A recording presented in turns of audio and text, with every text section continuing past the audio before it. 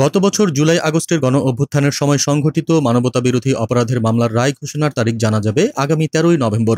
বৃহস্পতিবার মামলার চূড়ান্ত যুক্তিতর্ক শেষে গণমাধ্যমের সঙ্গে কথা বলেন অ্যাটর্নি জেনারেল মোহাম্মদ আসাদুজ্জামান এবং চিফ প্রসিকিউটর তাজুল ইসলাম। আলোচিত এ মামলায় সাবেক প্রধানমন্ত্রী শেখ হাসিনা, সাবেক স্বরাষ্ট্রমন্ত্রী আসাদুজ্জামান খান কামাল এবং সাবেক আইজিপি চৌধুরী আবদুল্লাহ আল মামুন সহ ৩ জনের বিরুদ্ধে ৫টি অভিযোগ আনা হয়েছে। প্রসিকিউশন পক্ষ আসামিদের বিরুদ্ধে সর্বোচ্চ শাস্তির আবেদন জানিয়েছে।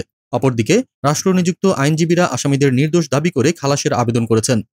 রাজসাক্ষী চৌধুরী আবদুল্লাহ আল মামুনের পক্ষ থেকেও খালাস চাওয়া হয়েছে বলে জানিয়েছেন আইনজীবীরা। এর আগে বিচারপতি গোলাম মর্তুজা মজুমদারের নেতৃত্বে গঠিত ৩ সদস্যের আন্তর্জাতিক অপরাধ ট্রাইব্যুনাল ১-এ প্রসিকিউশন ও ডিফেন্স উভয় পক্ষের যুক্তি ও পাল্টা যুক্তি উপস্থাপন শেষ হয়।